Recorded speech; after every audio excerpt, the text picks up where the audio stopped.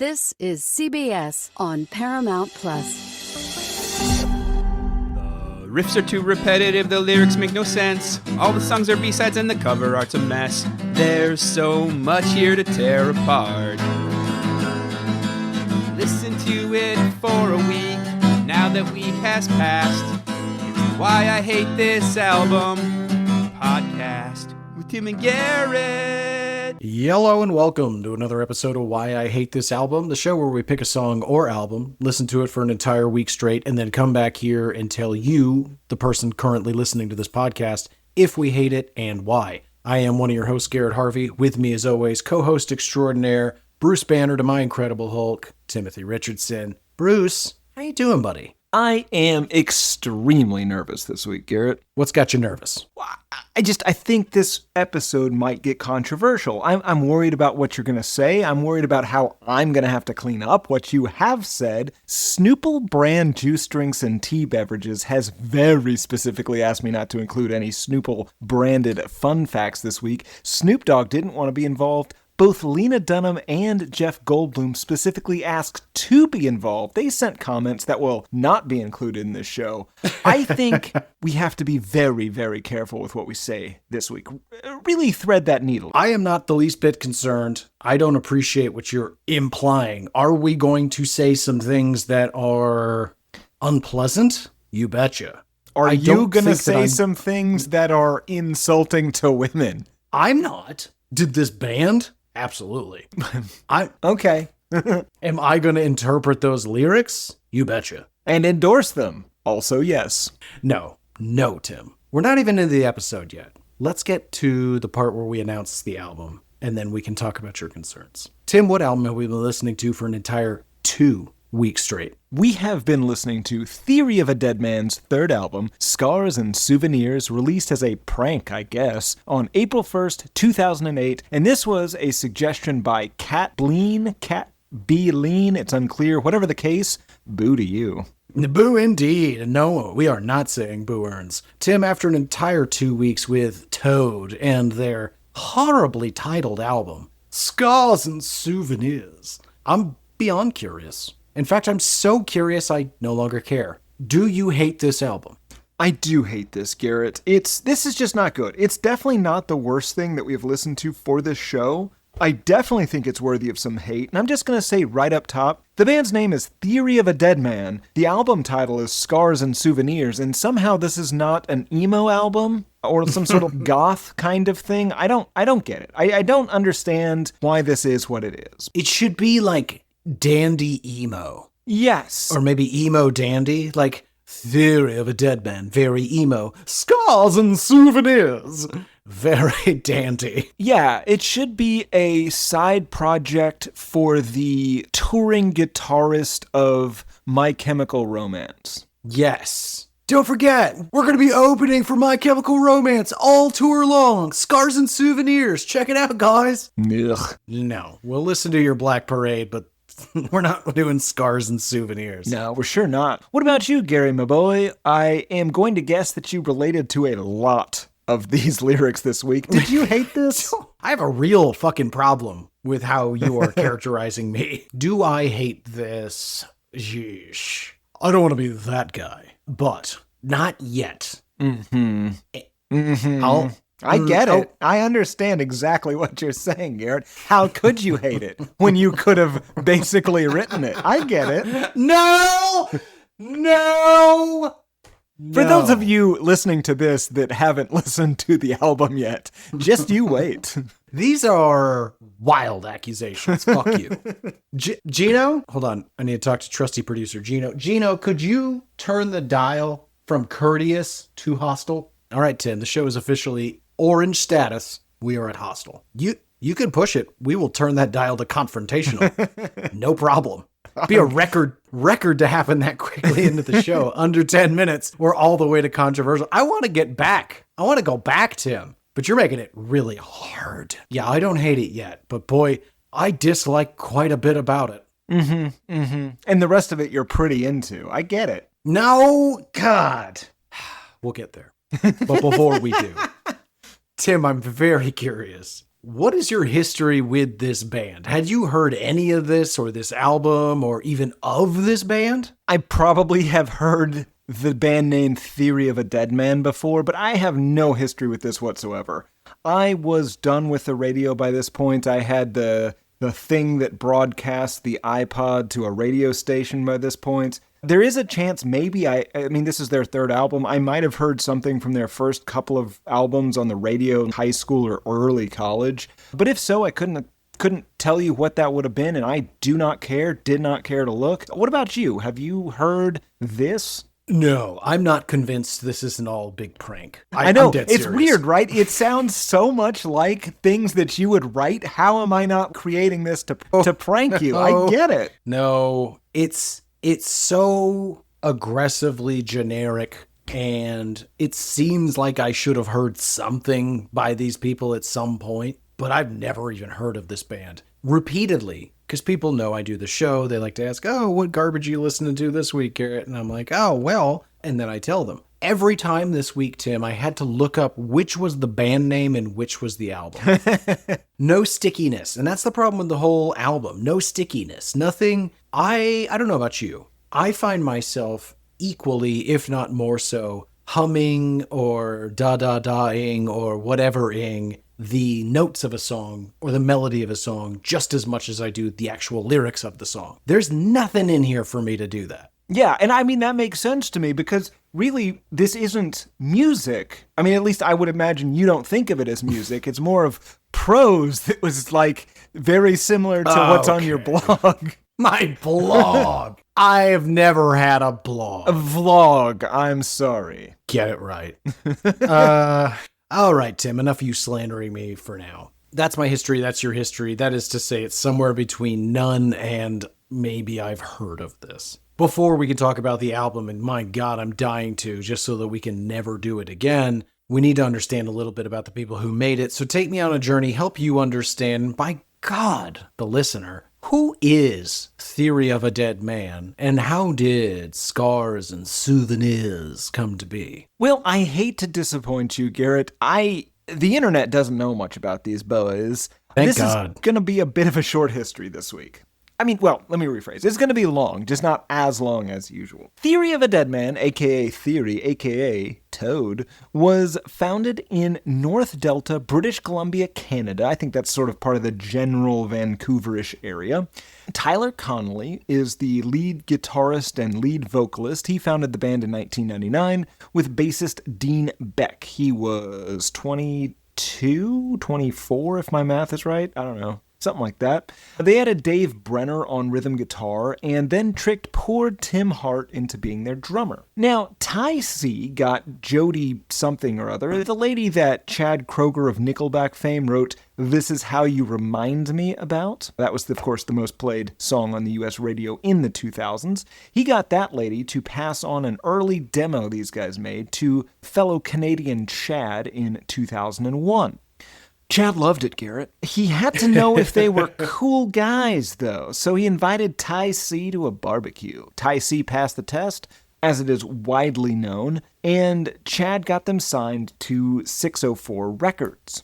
And again, for those of you about to take your SATs, and there are an uncomfortable number of listeners that are, Nickelback is to Theory of a Deadman as Korn was to Limp Bizkit. So Nickelback... Oh, so weird. Yeah, responsible for these assholes. They came up with the name of the band in reference to a suicide, I guess. Apparently there's a song on what would eventually become their first album that the song was originally called Theory of a Deadman. Then they changed it to the last song. It's a song about a guy that was going to kill himself. I looked up the lyrics. Doesn't seem to include the actual phrase Theory of a Deadman. Who gives a shit? Chad Kroeger produced their self-titled first album along with Joey Moi, producer of Florida Georgia Line, Nickelback, and Morgan Wallen. I believe we've discussed Joey Moi on the show before. That was released in 2001 and included a song on the 2002 Spider-Man film soundtrack. So I guess we have heard one of their songs before, but I don't know. I think it was actually in the trailer. Do you remember the trailer for that film? I remember the original trailer that they pulled. Yeah, it was neat. I don't actually think it was awesome. Spider-Man was featured in it, or maybe just right at the end, but there's a helicopter flying through Manhattan, It had clearly just participated in a bank robbery. There's like guys hanging off the side of it with machine guns. There's cash flying in the air, and they're desperately trying to get away from something. Again, flying in between buildings in Manhattan, and it gets caught in a web that is strung up between the two twin towers. Yeah. I mean, obviously that did not make it into the final film, as those towers were in fact 9/11s between the trailer and movie release dates, but goddamn, they should have been. It was... I don't even know if that original trailer aired beyond a day. It was airing for a while. I remember seeing it in the theaters because it came out. Yeah, I only ever saw it in the theater. It was out. I mean, because honestly, it made a huge impression on me. I mean, I was, 15, 16 at the time?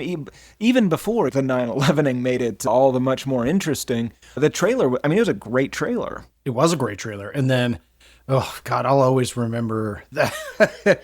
I'll always remember that first Spider-Man movie because McDonald's was holding some sort of special. You could get 50-cent cheeseburgers, and I ate 6 or 8 cheeseburgers or double cheeseburgers. And we were all going to go to Spider-Man, but we were in college. And so, of course, everyone was like, nah, we're going to go to parties and stuff instead. And I was like, I already got my ticket to Spider-Man. Also, I'm going to throw up cheeseburgers, so I'm going to go to that instead. Ate a bag of popcorn, almost vomited. Spider-Man. Excellent. Theory of a Deadman toured as the opening act for Nickelback in 2002. Look at this photograph. Sorry, I'll try not to do that a lot. You can do it. It's fine. Then the drummer Tim abandoned the band on the advice of the Council of Tim's' Sub-Council of Tim Careers. They got a series of non-Tims to replace him, but everyone else stays in this band up through the current day. Wow. Toad released the sophomore album Gasoline in 2005. They toured with Shinedown and Breaking Benjamin and were tapped to do a bunch of music for WWE pay-per-view events and Vince McMahon's walkout music and such.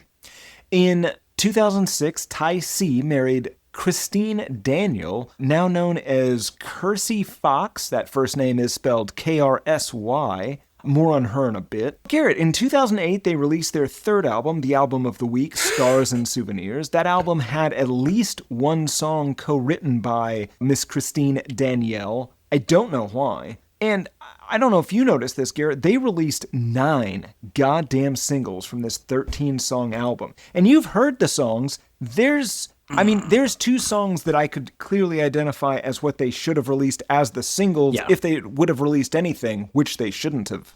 Correct. It made me reflect on what does a single mean at this point. Yeah, because none of these seem radio-friendly, although I think there was a very heavily edited version of this that talks less about the bitches and how they deserve to be burned with a cigarette or whatever. This album is where their popularity really took off, and it will actually last for a little bit after this, which is confusing, because this is not the sort of music that should be getting popular in 2008. No, we should be winding this down. Absolutely. They toured with Hinder and Motley Crue. They licensed songs to the NBA, NASCAR, and again WWE, which all feels very appropriate. Their next album, The Truth Is... was released in 2011. This again had several songs written by wife Christine Danielle Connolly. Consequence gave it a perfect F.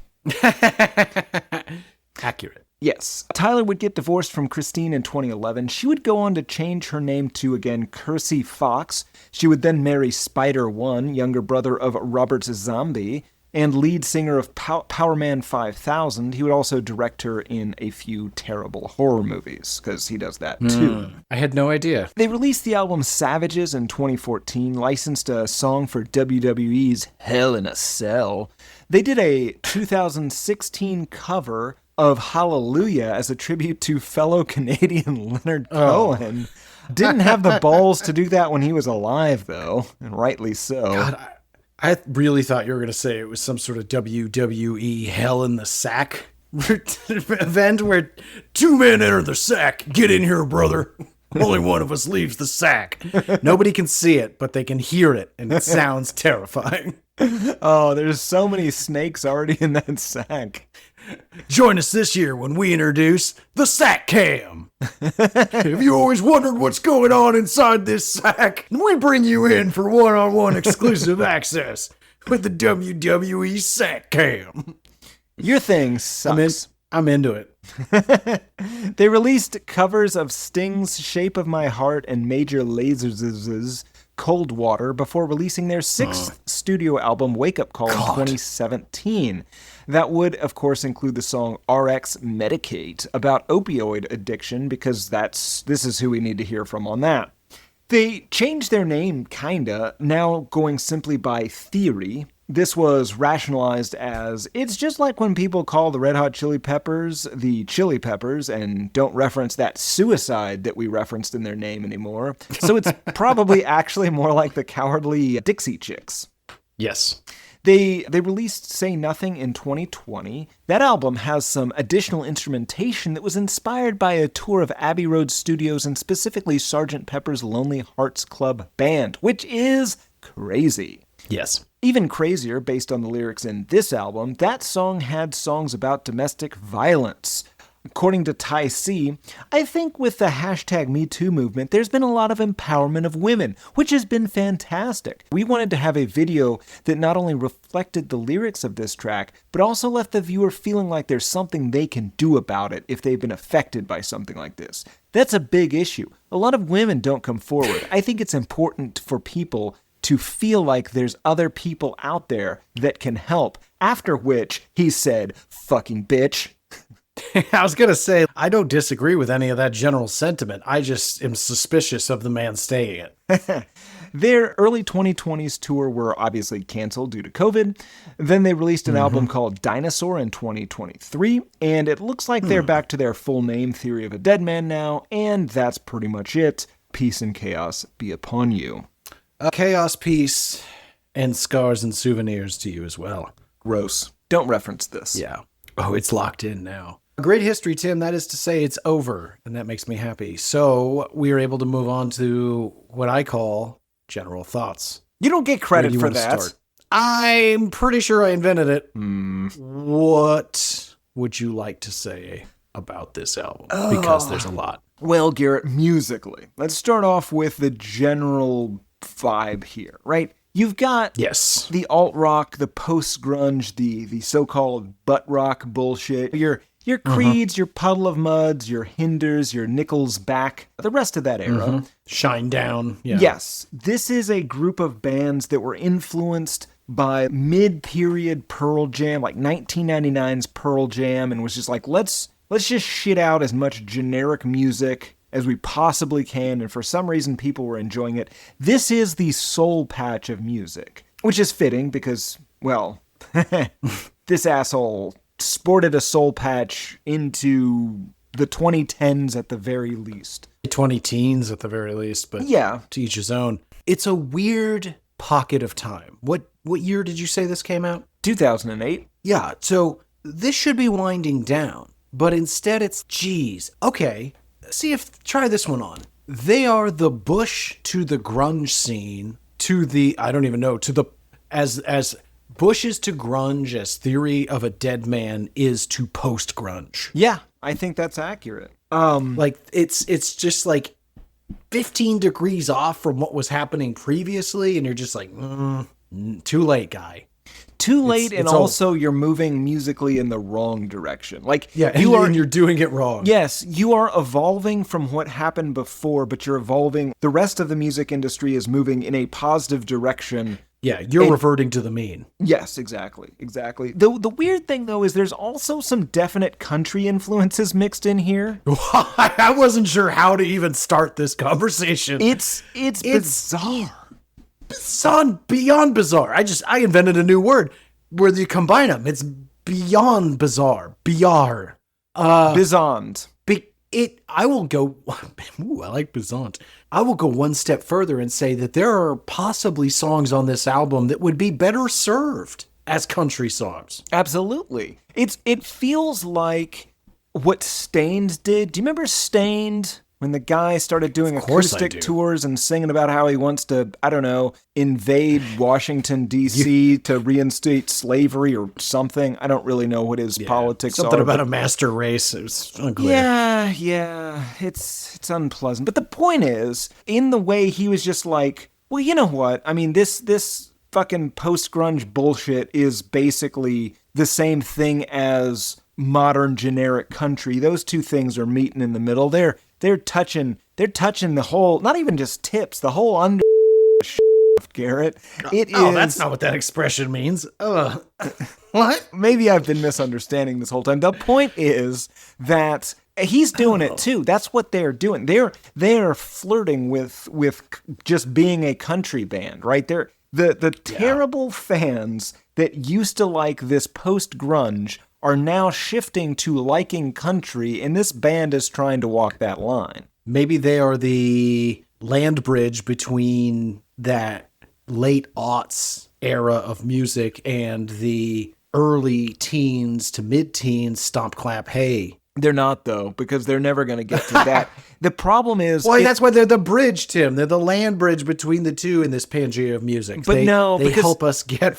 The problem, they help you get from rock into mainstream country, like your Morgan Wallens, your Florida Georgia Lines, but not toward the more folk influence stuff. It's toward the pop rock influenced country, the bros and beers bullshit. Yeah, no, you're right. You're right. It is much more towards a Morgan Wallen or even who's that fuck who's doing country now but does everything poorly. Oh, yeah. It's got I think he's one of the few people on the planet that I would like personally. He doesn't seem like a bad guy. Post Malone, stupid. Yeah. Yes, but it's definitely that flavor of country. Yeah, absolutely. It's the we got a drum machine in here, country music.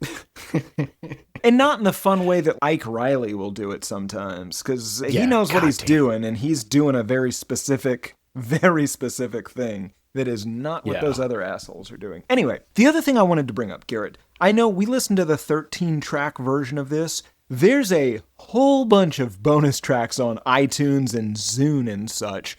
Mostly it's acoustic versions of the songs of this, but there were 3 covers. And I'm going to read these in the order that I think goes least insane to most insane. Okay. The first one is Allison Chains' Got Me Wrong.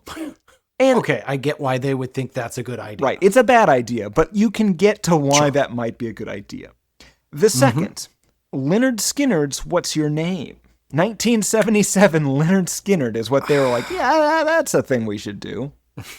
Yeah, more adventurous. I still get the vein. Mm-hmm. Like, I get why they thought they should do it. I mean, I'm starting to not. Here's the last one. Let's bring over an intern, just in case you get the urge to slap somebody. There's going to be an intern right by. Hey, Craig, come stand by Garrett for a second. Just hang out. Yeah. Hey, man. All right. We never talk. The last one, Garrett, is the Allman Brothers' Midnight Rider. They thought that. What? Hey, Craig, I'm sorry. That was a great idea. That was a great idea. Yeah, it that really saved my cheeks. But how dare that's ridiculous. I could not bear to listen to it. But I'm imagining should you? That it just sounds like Bad Girlfriend, but it's Midnight Rider. In fact, I hope that it is exact same music with them doing karaoke. Like, they got their karaoke songs switched, and they're just singing Midnight Rider over that. Yeah, they're cramming it into their own Bad Girlfriend melody. I love it. Let's talk about broadly, because we're going to spend a lot of time on specifics. But broadly, what are the themes of the album for you? So there's one main one, and it's just insecure, fragile masculinity of various flavors. It varies between incredibly sad, somebody dumped him, in this kind of sad sack Charlie Brown kind of way, and then veering very far in the opposite direction and just being... I mean, it's one of these things. Listen, women are terrible. Not all of them, but all of them, right? That is the vibe. It's got this, that bitch is always mad at me and always fucking riding my ass, even though I hardly ever cheat on her anymore. The album. Yeah. There seems like there's a lot of omissions in these stories. Yes. It gets very incel-y at points, and it also has the male version of, if you can't handle me at my worst, you don't deserve me at my best, but ugh. Yeah, that's not a healthy relationship. Mm-hmm. There are numerous songs on this album that demonstrate a hilarious immaturity for somebody their age. He's 33 when this comes out, the Tyler Connolly. Oh. Yeah. Yeah, a lot of these sentiments are very firmly between the ages of 13 and 22. Yeah, this is, I do not understand anything about women, and yeah, it's just... Possibly life? Yeah, a lot of this is the equivalent, and we've all been in this situation where you're at the bar and there's some real drunk guy who's loudly telling his buddy or maybe the entire bar about how awful his wife or his girlfriend is. Oh, yeah. And in doing so is just making it incredibly obvious to everyone there that not only is he in the wrong, but he might be abusive enough to warrant, let's just file a police report on this asshole just in case, based on his own story that he thought was intended to make him look good. Yeah, but now we need a welfare check. Absolutely. It's about half the people that write on the Am I the Asshole subreddit, and you're just like, yeah. Oh, yeah. How did you... Very clearly. Yes. It's you. You're the problem. Mm-hmm. Yeah, there's a lot of that this episode. In fact, I'll even warn the listeners because the other half of this album, nay 2/3, is just whiny, navel-gazing, self-pitying bullshit. And so I worked very hard to get to the story behind the story and bring you guys the facts about these songs. But fair warning, they go a little far afield. I think they're probably pretty accurate. It's also probably better than what they intended, because a lot of the shit he writes is fucked up, dude. Yeah, it's either fucked up or it's very generic sad boy bullshit that's just not interesting. And the problem with this is that if you're gonna write the song about how women are terrible, you can't then also include an attempt at a normal love song or a song about how sad you are that the lady left. It just doesn't add up. Yeah, I mean, honestly, for me, the biggest problem is that his tone vacillates between petulant child and incel who has architected a relationship that may never have existed. Mm-hmm. And has bought a gun. It's good to be safe. He's working up the courage to use it, but he's got it just in case. What else do we need to say about this? I think it's probably best just to get into these songs. Let's do it then. Track number 1, So Happy. I'm so happy about you.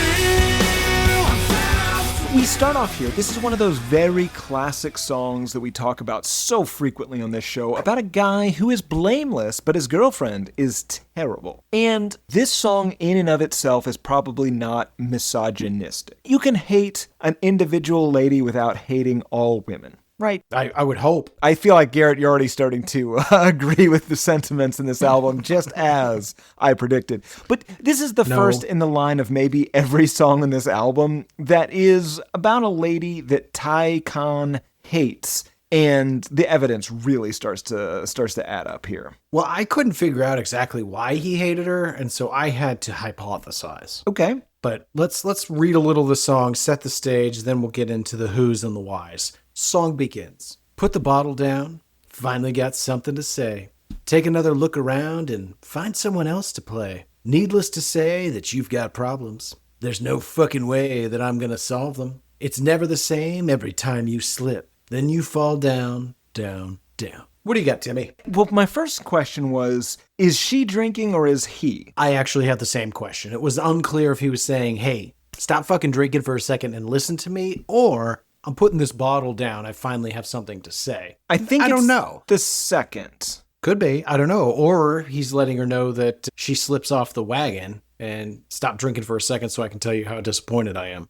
Yeah, but I don't think that's it. I think it's, listen, I finally worked up the courage to say the thing. I've got just enough alcohol in me to have the courage to do this, and not too much so that I pass out halfway through.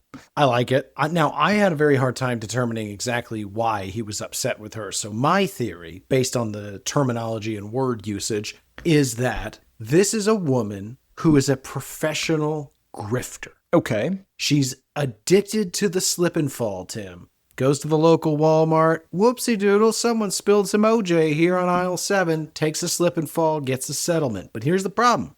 Can't live on settlements. And what she goes and does is she gets her big fat check, thinks she's going to live like that forever. And then she doesn't get a job. She doesn't get her life together. She just gets drunk all day because she can live off that big old pile of the settlement. And he's, listen, we can't live like this anymore. I can't be going to work all day while you just look for the next place to go and slip and fall. Yeah, you got to have a better scam. Learn to pick a pocket. I'm not sure you picked it. You know what? We'll go with it. Sure.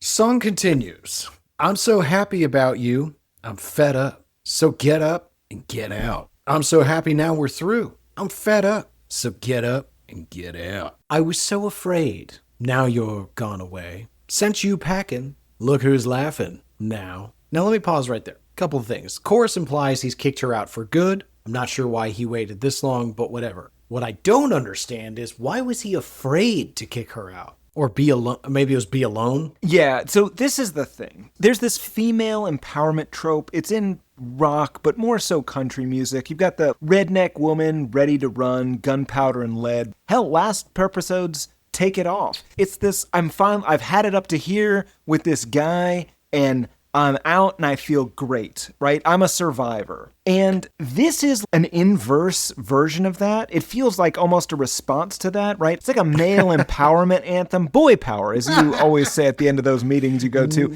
And it comes off as super gross. And it also... Boy power! I don't know. I don't know why you say it like that. Those meetings I go to. Gentlemen, state your grievances. Yeah, exactly. This woman wanted me to hold the door for her this week because, I don't know, because I got there slightly before her and I'm just like, you've got arms, woman.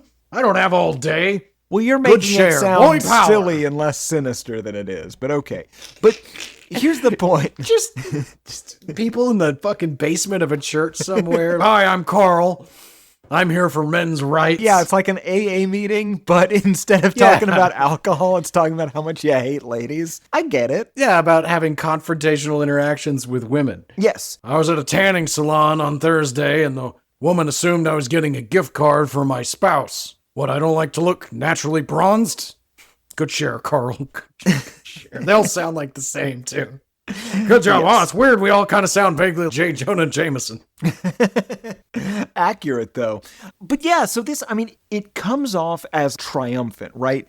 I'm so happy I feel this way. I'm so happy I threw you away. It feels triumphant from a guy that's definitely wrong based on the anger and vitriol this is sung with. It feels like overcompensation. This feels like a guy that is much worse off without this lady. But he's trying to psych himself up that he's actually better off now that he can just watch pornog on the big TV in the living room and no one gives him shit about it. This is not a favorable trade-off, right?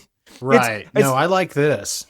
Or for the benefit of his friends, right? I broke up with her because, again, I wanted to jay off in the living room. I kicked that bitch out. I saw a note on your counter that said, I'm leaving you. Mm-hmm. Yeah, no, I mean, it was mutual. Shut up. These are the boy power meetings. You're not allowed to question my motives. Who let this asshole in? You a woman? Check this guy for a dick. Garrett Harvey in conversation. God damn it. I'm sorry. I'm so sorry. So we've cut or bleeped most of that.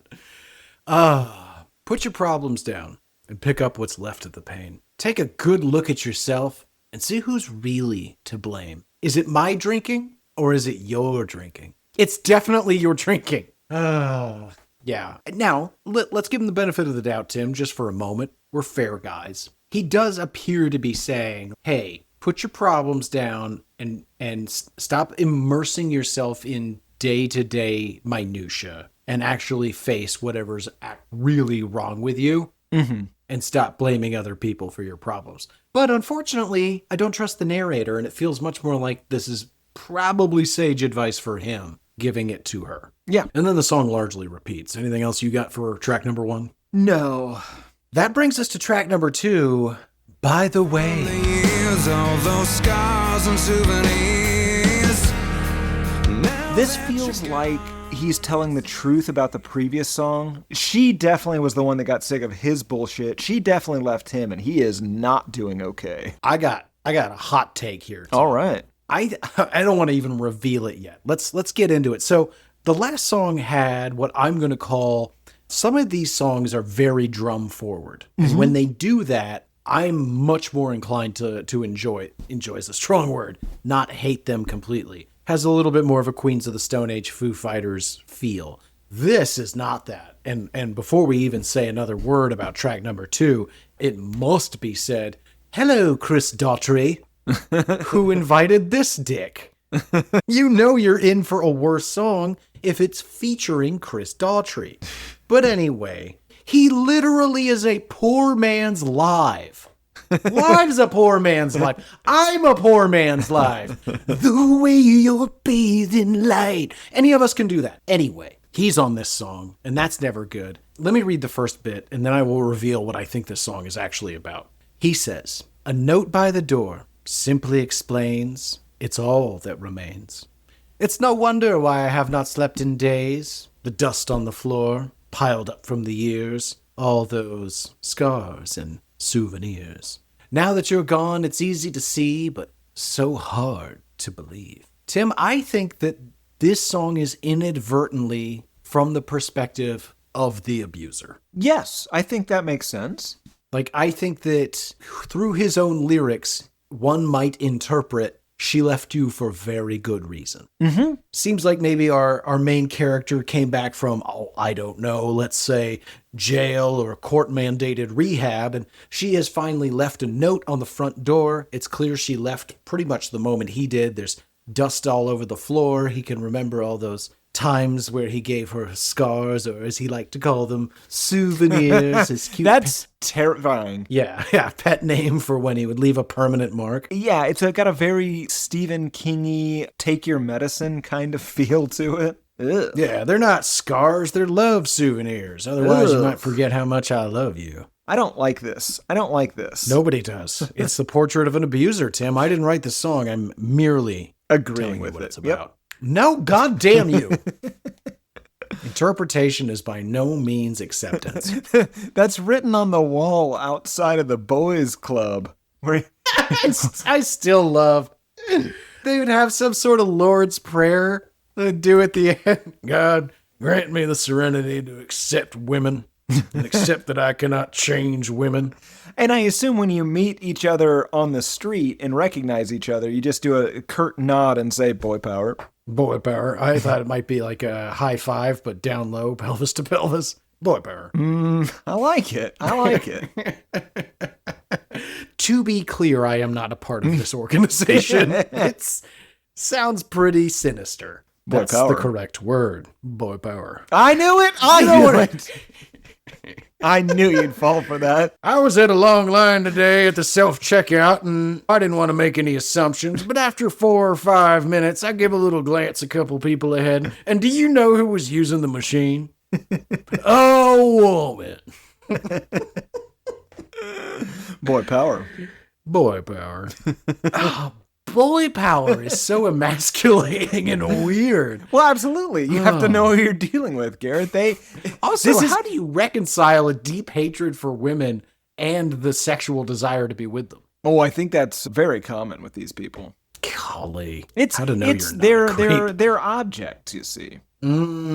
That's horrifying. You ever notice, like, when you see when somebody finds out his wife is cheating on him, a guy will very frequently confront and or fight the guy she was cheating with instead of her, which doesn't make a lot of sense if you think about it, because he made no promises, she did. But I think that a good part of that reason is because in a lot of these people's minds, they're like, well, I own her, she's my property, and you fucking were playing with my property. You see, again, Jesus Christ. Yeah, no, I honestly, I think that's what it is. I think that it's literally, she's not a person, you're a person because you're a man, and so I fight you. Were you making sherbet in my ice cream maker? Exactly. It's a weird analogy you've made. Very, very fanciful and delicious, but vaguely gross. Sherbet's jism. Okay, Tim, back to the song. Yeah, there it is. I do want to say, this is just my own thing, we may cut it. The opening line, a note by the door, sounded a little bit like latter-day James Hetfield, like Saint Anger era. Yeah. Where he's doing ballads and we all want to kill ourselves, but mostly him. God, I revisited Some Kind of Monster the other day, And the funniest fucking part of that movie is Lars Ulrich's father listening to a new cut. And he's, what do you think of that? And he's, I would not release this. This you can delete. Yeah. He was onto something. My favorite part is where they when they tell that guy, hey, we're not going to do any guitar solos this album. That's... But, hey, watch, I'm going to make James cry. Or no, what's his name? Kirk. I'm going to make Kirk cry. You're joking, right? Dude, Kirk Hammett's the fucking Milhouse Van Houten of Metallica. If there's no solos, why did I even bring my guitar, Bart?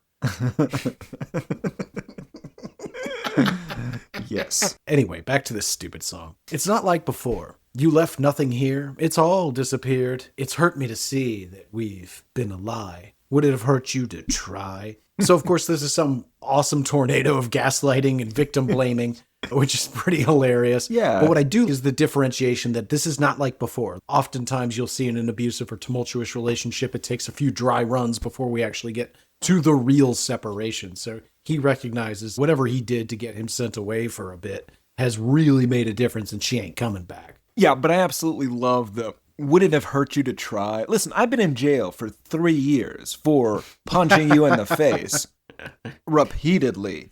Would it have hurt you just to stick around and maybe see if I've changed? Come on. A lot of people get better in prison. Huh? Not in this country, friend. No, and not in this song, Tim, because it continues. It's sad to say that this pain is killing me inside, but it's time to say that this pain is keeping me alive. He's going to stop at nothing to find her and show her just how much he loves her. Yeah, it has that has a very Cape Fear-esque aspect to it. It's time to consider a name change. I'm only kept alive by my rage and pain. I'm going to show you how much you hurt me, Sharon. Okay, outro is ominous and repeated. He says, you and me, yeah, all I think about now is you and me. Over and over again. And that brings us to track number 3, Got It Made. You got a seatbelt on, 'cause we're heading for the interstate. We're having the best time. This is kind of a fun song for me. I have a theory for this one. Oh, that's great, because I have the opposite of a theory. I have one question throughout the entire song. Interesting. Well, let me go through my theory and we'll see if the lyrics match it. So, and I will say, before you get into any of the content, musically, we're back to that faster drum forward, Queens of the Stone Age, Foo Fighters, but might I add, with a Bush level energy style song. Yeah, which is better at least than the last one. 100%. So for me, this one is about a guy he's running from the police. Maybe they've got a warrant out for him, or maybe like a loan shark or collection agency, the mob, something. And he is hiding this from his lady.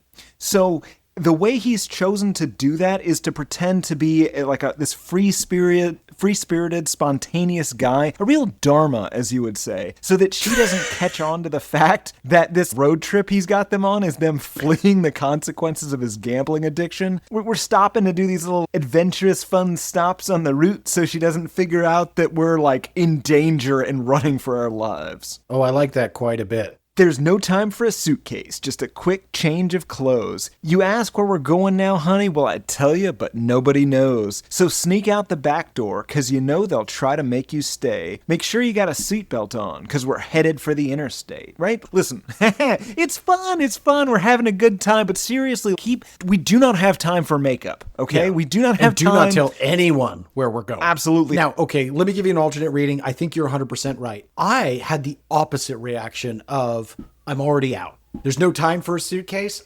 If I'm not properly packed, I'm not going. I don't know that there's a plan here. This song, the entire time, left me with anxiety about what's happening right now. Where are we going? What is the point of all this? Am I ever going home? Because I would have brought at least cash or an ID. But you said there was no time. And I thought we were going to the beach. Now, we live on the road now, because otherwise they're going to break my legs and probably kill you. I said it was mostly your fault. I had my own bathroom, and now we live on the road? Yes, we live in truck I had a walk-in closet. Yeah, all those things are gone now. The mob took them as partial payment. I could have emptied my bank account. Nope. No, you couldn't. I already did that and I gave it to them. They were not satisfied. Love it. Keep going. But he tries to play it off, right? We're having the best time living the fast life, thinking we're too damn young to die. Ain't waiting for the next time to see all the bright lights, to see it all. We'll drive in the fast lane on the highway. Tell us to slow down starts a car chase. As long as we've got each other, we've got it made. Pulled over to the side of the road, going skinny dipping in the dark. Must have left the radio on, had to push the car to get it to start. Cruising down on Sunset, then went racing up Mulholland Drive. There we stopped at the world. Oh, I never felt so alive. He is lying to this lady. He's scared out of his mind. And he's just like, oh yeah, no, I brought you out here to skinny dip. That's why we're sleeping in the woods tonight.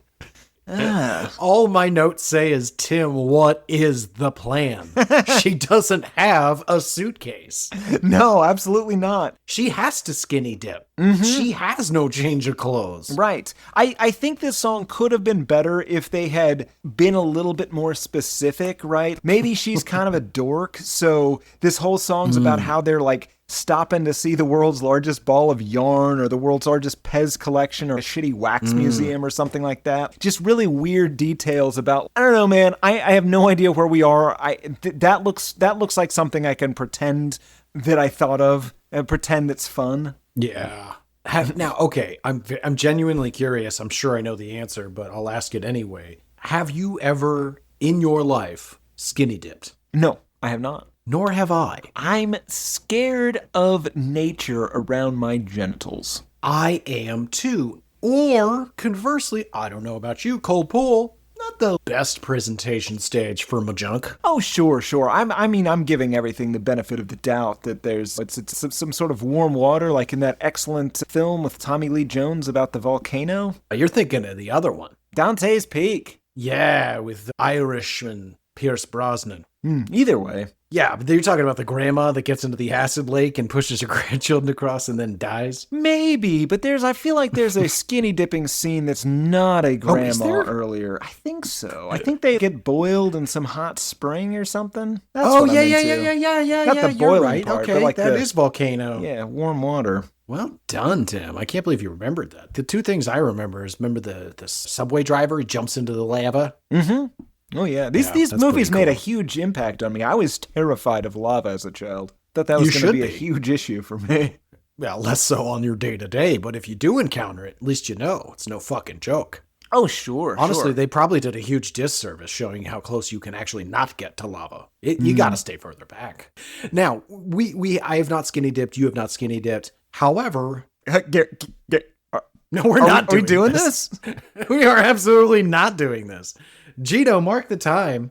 Patreon goal. There is. I'm not going to tell you what it is because I don't want anyone to shoot specifically for this, but there is a Patreon level of donation that we will live stream that. It's a lot. I mean, there is. It's a crazy amount of money. Yeah, but we'll do it. Also, you'd have to find our Patreon, which we refuse to tell anyone. Right, because we're scared. They've got a lot of goals on there. It makes me very I don't know why you set it up that way. I will say... Yeah, you do. I do. The reason I'm concerned is that I've learned over the last year that more people are listening to this than I thought. And people whom have means are listening to this. And I don't want them, in the spirit of the show, as a goof, to give us a bunch of money to do things I'm not going to like. And I think that roles reversed, and we were following a show like this and had means, we would definitely do that. I feel like you're trying to bait somebody into giving us a lot of money, and I'm into it. Anyway, what I was going to talk about, Tim, is, and again, just one more time, really clear, we aren't doing this. But what we have done is a classic night swim, trunks on. Yeah. Have we done 2 night swims? I know we did the Miami night swim, which was I feel like categorically there was a stupid. Puerto Rico night swim. Yeah.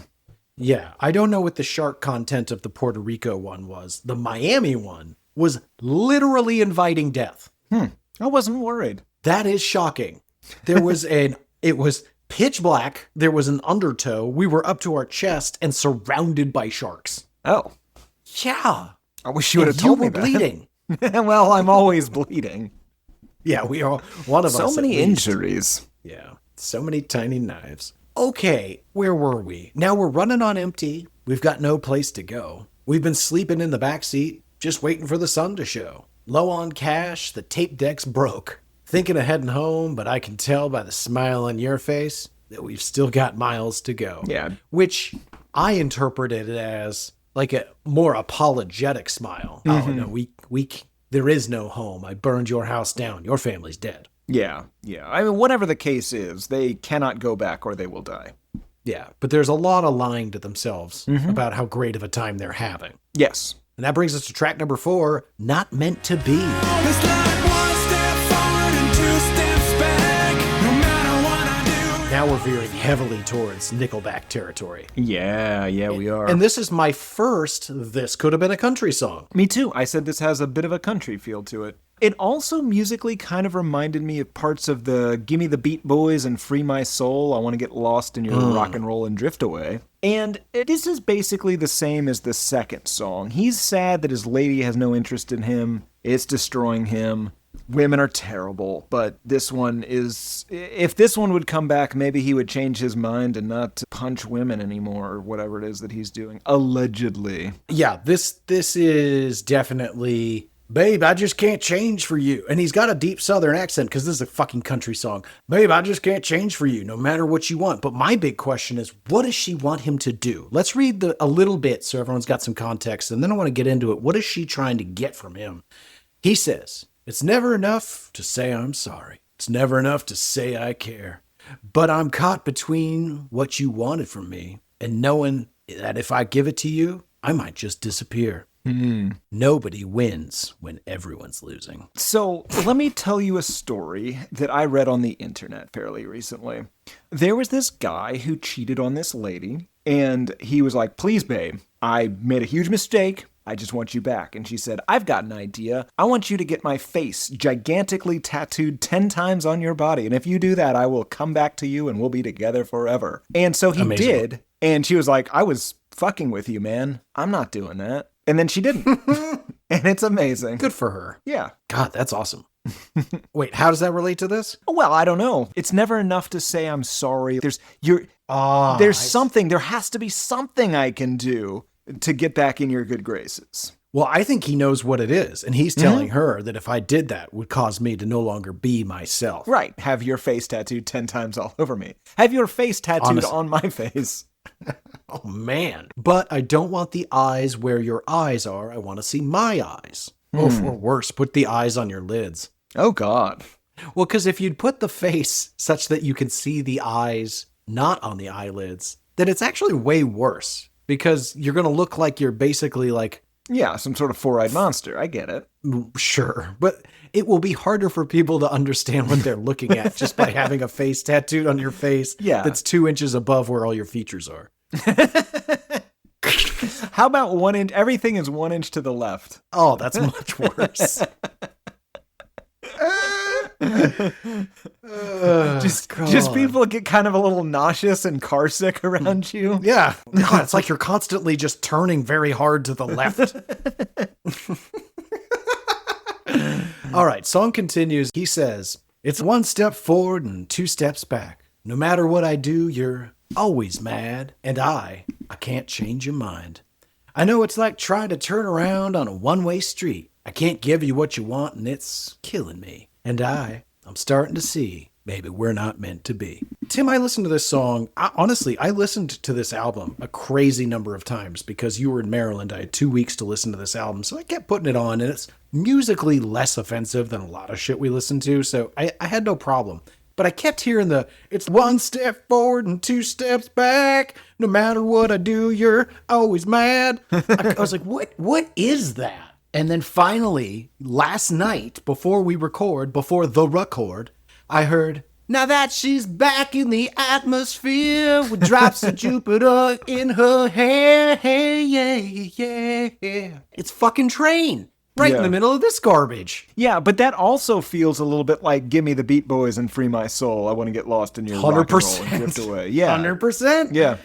That's all coming together. Everything is numbers. As for the content, though, it's more just, it just seems like every time I think we're going to get back together, I fuck it up again, and you're being unreasonable just because I got blackout drunk at our child's christening or accidentally mistook your sister for you and solicited a blowjob. Listen, babe, you knew who you were marrying. Yeah. Wait, what? Yeah, it hasn't really. I'm trying. Not really. You're definitely not trying. But maybe she's always mad, as you claim, because you're just a self-involved asshole that thinks you're trying, but you're definitely not trying. You dropped the baby. You punched my father. You called my mom by the wrong name. You called me by the wrong name, my mom's name, during sex. I don't like you. Why is she always so goddamn pissed off at me? I've got a list. I hardly Jesus. ever cheat on her anymore. Track number 5, Crutch. Your eyes are black and smiling to look at you. Yes, but I'm just too afraid. Back to more of a hard rock driving song, and I kind of appreciate that. Now, this is definitely another song on its face about a lady that didn't appreciate him, but On his face. there's some imagery in here that I find terrifying. I can explain it because I wrestled with it as well. Okay, all right, but I don't think we're going to come to the same conclusion. I hope we do. I hope we do, because what I've come up with for this song, honestly, if we've come up with the same thing, we should end the podcast. 'Cause Excellent. It's never going to happen that way. Okay. All right, you go. Please, can I go home now? I can barely stay awake, but you sit there with your pride and kill us all. You have so much fun now trying to bend me till I break, and I just set myself up to take the fall. Your eyes are black as tar, and to look at you is hard, but I'm afraid to look away. Misery loves company, and you stand in front of me. Just please don't ask me to stay. So what I think is that he wanted to win her back, right? He wanted to win his lady back, and he's not a good enough person. It's just never going to happen. So he found himself some sort of Stephen King monster, some sort of black-eyed filth beast that is going to help him win her over. And now he's dealing with the aftermath of this Faustian bargain that he can't get out of, and it's just destroying him, right? He got some sort of black-eyed monster to help win her back. Think of like a Lovecraftian Cyrano de Bergerac, and now his life is all face tentacles. I'll teach you all to give her the love she needs. But when you die, Yes, you will be mine. I thought you would be like suave. This is even more threatening and vaguely fishy, octopusian than I was planning on being. It's actually a genetic condition. Nobody else looks like this. Oh, I'm so sorry for commenting. Mine's dramatically different. And it's so weird. Yeah. It's so weird. I'm almost inclined to throw it in the garbage and just stick with yours. No, I want to hear it now. Okay. So, as you mentioned, they're sitting around somewhere. Somebody wants to go home, and I've set myself up to take the fall. Your eyes are black as tar, and to look at you is hard. I think, Tim, I don't know if you noticed, the guitar in this sounds a lot like a wailing siren. Mm-hmm. And so I pictured a government facility, if you will. And perhaps a man is sitting across from a black-eyed monster or alien. And the alien was picked up by our government. And the man, feeling guilty that he had turned in said alien, has come to rescue him. But the alien's, no, fuck you. I don't want to go anymore. And he's, no. Come on, fucking alien. They're going to dissect you, vivisect you, probably. You want to come with me. And so he's trying to convince him to come with him, but we'll need to get further into the song to reveal more. Okay. Song continues. So who do you trust now that you need me to get through the day? I'm asking too much to have you hear what I have to say. So I say, help me help you. I'm down on my knees. If you need me so much, then why did you leave? You needed a reason. You needed too much. You can lean on me, but don't lean on me like I'm your crutch. What do you got, Tim? I mean, again, still more Lovecraftian Cyrano de Bergerac. He's Right. Okay. yeah. So is he using like dark magic to win her over, or is he that's just what he like a promised. summoned hell beast and he's using very traditional romantic? Find out what she's interested in. Listen to what she has to say and actually comment. Exactly. He sold it as if he was gonna get some sort of shortcut, and then again, this horrible monster is just he's demanding this man's soul for some very standard advice. Very pedestrian dating advice. Yeah, Oh, exactly. I like that quite a bit. Applebee's has an excellent 3 for $15 deal. And then maybe you could watch Paul Blart. You know what, dude? I think I got it. I'm not going to do any of your things. And my soul, it's sticking with me. Oh, I love it. I love it. Okay, in my version, this gentleman has saying, hey, man, I turned you in because you were using me to take over the world. You pretended to be E.T. and Elliot, and we were friends, and you touched my heart light. And then the moment you turn your back, I look into what you're up to, and you're actually using me to beckon your home world and come take over the human race, like all aliens would. And he's saying, look, I will help you get out of here, but I'm not going to help you destroy Earth. Okay, so fuck you.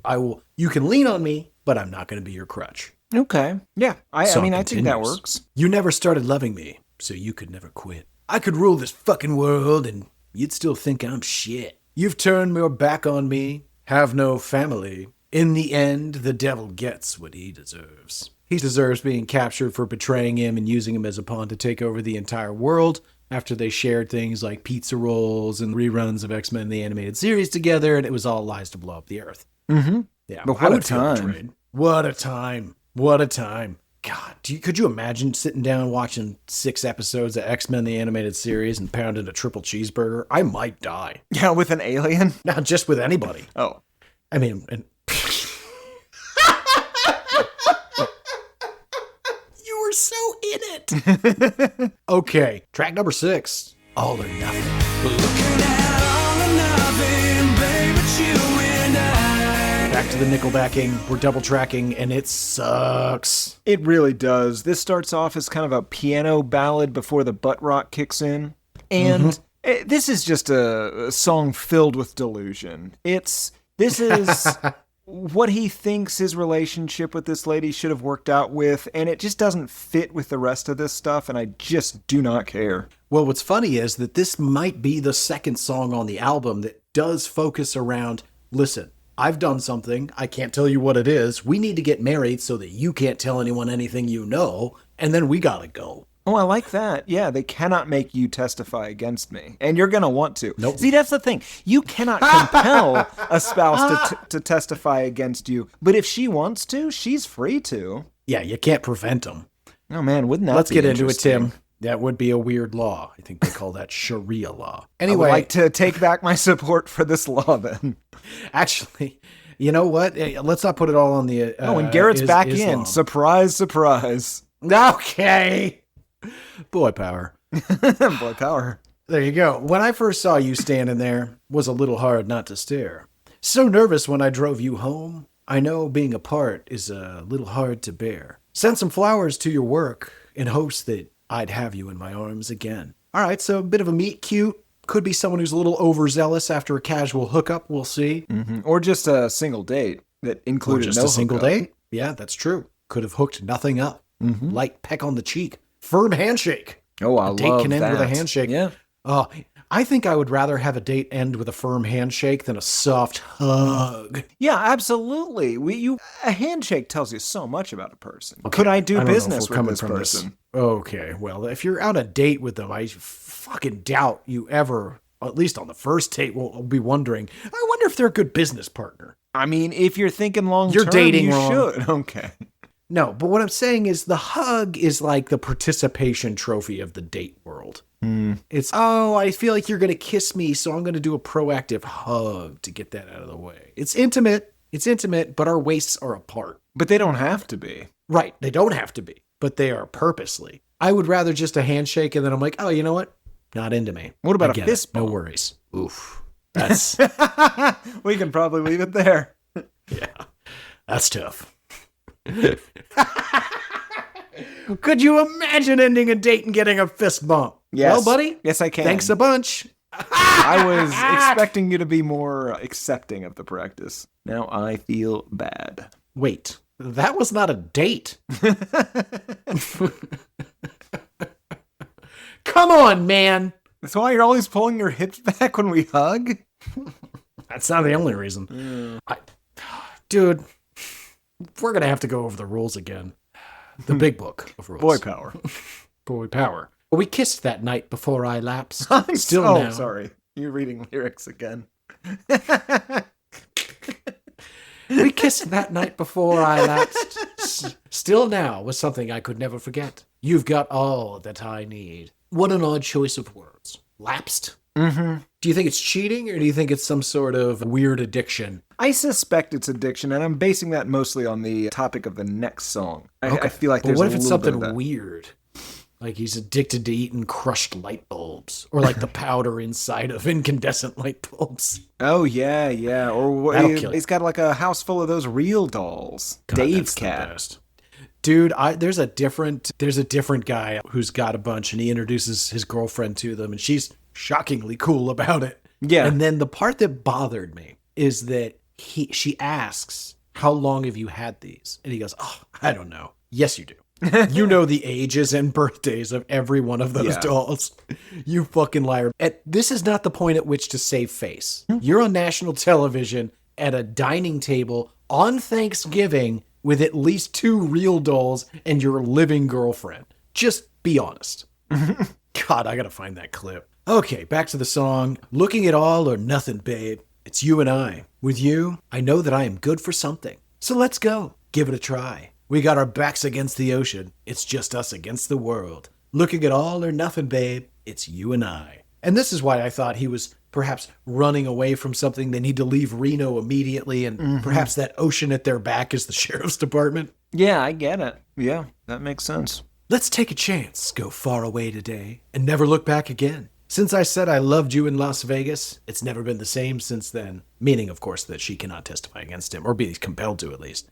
You've got all I need. And then it more or less repeats from there. Yeah, I want to say I absolutely hate the Las Vegas line. It's super awkward. It makes the line too long, and he doesn't handle it well. And this is clearly not something that literally ever happened to him, so I don't understand why. Pick a town, I don't know, just pick a phrasing or something that you can work into this song and make it feel naturally, and they just did not do that. I'll go ahead and save him right now. Drop the loss. Vegas gets you there. Everyone knows what Vegas is. Yep. Cleans up the line. Everybody's solved. Track number 7, Heaven, a.k.a. Little by Little.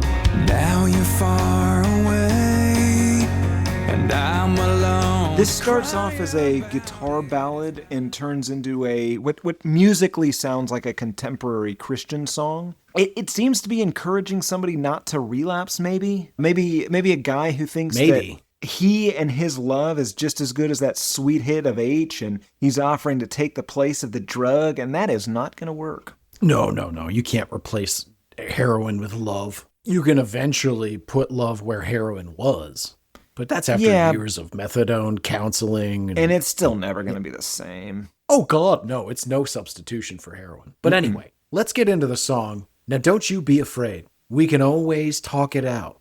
We can always talk about it. No need to medicate, because I know you're strong without it. You got me through the days when I thought I couldn't face it. Just hold on. I'm not that strong. Now, can we talk about the hold? We'll talk about the rest of the song in a minute. But I just want to talk about the hold. For whatever reason, hold on. Just hold on. I'm not that strong. The hold sounds so much to me like danger, high voltage, Taco Bell.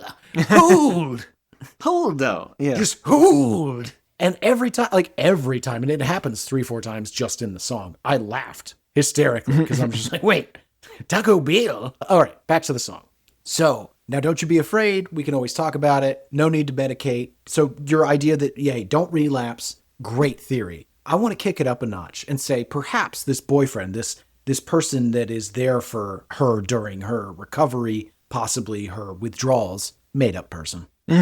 Invented boyfriend to help her cope with the trauma she is dealing with. And in fact, Tim, I think there's more to it. Not only is she dealing with addiction, I think there is an inciting incident or incidents that have led to the addiction. Okay, I like that. Let's get further into it. There's a little piece of heaven right here where you are. The fact that you keep trying is what sets you apart. So she hasn't given up, and that's great. We appreciate that. Never give up, Tim. Boy power. Boy power. He continues, help me find the reason, and I'll help you find the way to get rid of all your pain, little by little, day by. So this is interesting. Help me find the reason, and I'll help you find the way. I take that to mean that he is volunteering to become a Frank Castle level revenge crusader to help her heal by harming those that wronged her. Oh, I love it. I love it. So she may be dealing in the grips of addiction or recovery, but really what he's saying is, listen, you need to tell me, and I assume he sounds like this because of the way he says, hold, you need to tell me where the pain comes from. And then he's going to exact revenge on him. Sounds like a Romanian Quentin Tarantino. Yeah, perfect. Okay. Song continues. Now you're far away, and I'm alone to cry about it. It's not a better place when you die and leave me here to say. Then he repeats the song. So what do you take this to mean here, Tim? She dead? Or he's saying this would be me if you were to die. If you die, you'd leave me here without you. Or maybe she went to actual rehab. Interesting. I don't know. Help you find a way. Yeah, it's hard to tell. It's hard to tell. I don't know. Maybe he's scared that he'll stop existing if she dies because he's just a figment of her imagination. Oh, and it's yeah, you were once worried about that. That is accurate. Wrote me a long email about it. I did, and I never got a lot of clear answers. Was it your phone or mine that was telling people to kill? Yours. Let's not go into that either. Well, I mean, if you're going to expose all my terrible little secrets, there's no reason we can't talk about yours. I'm going to delete them anyway and just leave yours and you'll forget about it because, eat that memory thing. Boy power. Boy power. Let's move on, Garrett. Track number 8, the very ridiculous Bad Girlfriend.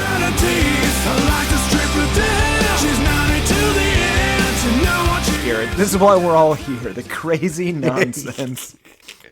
Yeah, the singing is very Nickelbacky with a country twang. Musically, I don't hate it. No, it's a crazy song. Yeah, we're back to rocking. It's at least better than the last song. And yeah, this starts off strong. He comes out of the gate hot with, my girlfriend's a dick magnet. My girlfriend's gotta have it. She's hot, can't stop, up on stage doing shots. Tip the man, he'll ring the bell. Get her drunk, she'll scream like hell. Dirty girl, getting down, dance with guys from out of town. Grab her ass, acting tough. Mess with her, she'll fuck you up. All right, there's a lot there. I would like some clarification about the first 2 lines. My girlfriend's a dick magnet. Yes, that could be taken to mean that, like, all the dudes are into it. Yep. Anytime he walks into a bar, it's fucking irritating because every guy's just, I'm pretty sure I can win her away from this asshole. But then the next line, my girlfriend's gotta have it, makes it seem like she's an active participant. And maybe she's literally some sort of dick magnet. Well, not literally, but more literally than literally. She's literally. Yeah. But she is. So the distinction you're making, and I think I'm on the exact same page with you, is it's not a one-way street. It's not that all these dicks are attracted to her. I'm a dick magnet. Get these dicks over here. Yeah, it feels like she's one of these buck cherry crazy bitch kind of ladies. Sure. Now, unfortunately, the song continues, and I want to talk about what you just read. She's hot, can't stop, up on stage doing shots. What stage, by the way? That's the bar. It's not a stage. It is, absolutely. The music video for this, it's basically a guy who goes to a strip club with his buddies only to find out that his girlfriend is a secret stripper there. So presumably... Every man's dream. Yes. Ew.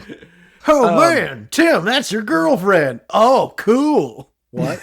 No, not cool. Absolutely not. Really, really depressing. But I think you're probably right, because I don't necessarily know that this is really a story song. I think that, yeah, she's turning the bar into her own Coyote Ugly type situation. And while that's a great, great movie, it's not a great personality trait to just be carrying out with you into the world. No, most people don't like shoes where their drinks go. But Tim, listen, I don't want to get all, as the kids say, woke. But I just have questions, okay? Get her drunk, she'll scream like hell. Dirty girl getting down, dance with guys from out of town. Now, first of all, dancing with people that are from out of town does not belong in this song. That's completely A-okay. No, here's what it feels like. Oh, dance is a euphemism for... No. I think out of town is the euphemism, Garrett. It has a feel of... Oh, for... No, God, no. God, Garrett, stop it. Stop it. It's worse. It's worse than that. Guys from out of town feels like behind the knee? Stop. You guide me, man. I'm trying to. What are we talking about? Stop. You keep saying things. Dance with Guys from Out of Town has a very black guys feel to it. Oh, no. Yeah. Now, I'm not saying that's what he's saying. I'm just saying that's how it comes off, right? Because otherwise, what does out of town mean? It's strangers, the other. Yeah. Wow. Unless God, it's some sort of Lovecraftian monster. Some guy that emerges from the woods and seems human at first glance, but very much is not. God, I want a complete remake of the film Hitch, but this time Will Smith is secretly a demon. Just like in real life. Right. But yeah, the way he phrases this, and again, he's an unreliable narrator and is probably just a jealous maniac. But he makes her sound like a nightmare. He can't take her to the bar because she's going to get drunk and try to bang the first, rando she comes across. I'd argue, I don't know that he's upset about all this. Well, we'll get into that later because I agree completely that he is kind of into it. Real into it. Yes. But before we get there, it gets a little rapey. He says... A lot. No one knows if she's drunk or if she's stoned, but she's coming back to my place tonight. First of all, drunk and stoned are very different things. Like, yeah, they are. And there's certainly a bunch of different flavors of stoned, but you should be able to tell the difference. They're not typically the same. Yeah, they don't. Yeah. There's not that much overlap with being drunk. It comes off as somebody who doesn't have a lot of experience with either, or only has an experience with alcohol and assumes that they're very similar. It's with both at the same time. Oh, fair enough. Yes. I don't know what's got her blacked out, but she doesn't seem to mind getting in my car, so lucky me. Yeah, Jesus. General vibe. Yeah. He's bragging to people at the bar that he's going to bang this incredibly drunk lady who is 25 minutes away from unconsciousness as it is, which isn't great. Oh, yeah. No. Now, where's the boyfriend? I assume he's the boyfriend. What do you mean? I don't think so. I think that's one of these out-of-town fellas she's picked up. Oh, that's singing this part. Yeah, I think that she routinely goes home with different gentlemen. Oh, she definitely does that. We're going to get into that in verse 2. Okay, let's keep going because I don't want to spoil anything, but I got the distinct impression that she takes home a variable cadre of gentlemen to her home every evening. Absolutely. And we'll see why in a moment. The song continues. She likes to shake her ass. She grinds it to the beat. She likes to pull my hair when I make her grind her teeth. I like to strip her down. She's naughty to the end. You know what she is. No doubt about it. She's a bad, bad girlfriend. Grind her teeth is not particularly sexy in my mind. No, but I think it's just an orgasm. Yeah, all right. But none of that makes her a bad girlfriend, per se. Unless he's saying every time we go out, she's, all right, well, I'll see you later. I'm going to go fuck these strangers. That's exactly what's happening, though. Verse 2. Red thong, party's on. Love this song, sing along. Come together, leave alone. See you later, back at home. No one knows if she's drunk or if she's stoned, but she's coming back to my place tonight. I say no one really knows just how far she's gonna go, but I'm gonna find out later tonight. So, listen, she's eventually gonna make her way back to my house. I'm her boyfriend, after all. But before that, she's gonna bang a whole bunch of dudes, and you know what? I'm kinda into that. I'm gonna take it one step further, Tim. I think that these gentlemen don't understand the game they're playing. I think that she's the bait, my man. Okay. She's tipsy and she's flirting all night and let's get out of here. And he's like, great, let's go back to my place. No, let's go back to my place. Do you even know where that is, darling? Yeah, I think I remember. Then she gets this poor unwitting bastard back to her place. And best case, Tim. Best case, we're dealing with a devil's three-way. You know what best case is? The boyfriend's there jaying off in the corner, right? Best That's case, he's there. They're just going to bring him home, beat him, and rob him. No, that's actually worst case scenario, I think. I think best case scenario is you still bang the chick and then the boyfriend's in the corner watching. Mm-hmm. There's worse cases. Yeah, I want to be clear. It's not great. I don't want that. Boy power. Boy power. It's the second worst. That guy comes wandering over. And then next for me, personally, would be the beaten and robbed version. And then worst case scenario is that boyfriend's there. Spider's caught himself a couple of flies. Right. Real Zeke situation. Zed, sorry, not Zeke. Zed. Real Zed situation. Great. Glad we got a chance to go through that. Track number 9, The Astonishing. Hate My Life. The hobos, always begging for change. This is just a country song, right? Sure, but that's the least weird part. Oh, we'll get into the weird. We've had multiple country songs on this album at this point. Listen, we've had a song where it was from the perspective of a abuser. We've had a song about how much this guy likes to get cucked out by his whore girlfriend. And if that's what you're into, no shame, but weird thing to write a song about. And now the song we're about to go through, if I had to guess of the 13 tracks on here, which one would he like back? I think it's this one. I think this is the one he wishes he didn't write. Absolutely. Because this is the least objectionable part of this song is shitty, immature Reddit edgelord kind of stuff. And yeah, I this is the kind of thing that, I mean, 2008 is far too late for this, but this is the kind of thing that was meant to be funny in this, I mean, probably 2002, for being realistic, kind of way. But this is trash. It can go fuck itself by modern or by 2008 standards. Everything he says, every opinion he espouses in this song is gross. And then there's a horrific cherry on top that is, even now that I've said all of this, will still be shocking. It's so rare that we listen to a song that I begin laughing, audibly, deep belly laughing the first time I hear it. And this song, I could not hold it in. I was just like, wait, what? And that's probably happened before you got to the worst part of this song. Right. Yeah, that's from the first words. This song begins, so sick of the hobos, always begging for change. I don't like how I gotta work and they just sit around and get paid. He's begrudging the homeless their good life. Yeah, freeloaders. No effects level social commentary. He's jealous of them and their freeloading lifestyle. This is like welfare queens. Am I right? It's what? It's just such a cold, wrong take. Yeah, the I hate the homeless shtick. It's really started to bother me as of late because, listen, homelessness is not what you want in your society. It's not what you want on your way to work, and there seems to be an ever-increasing number of them, and we should probably, as a society, get together and fix this problem.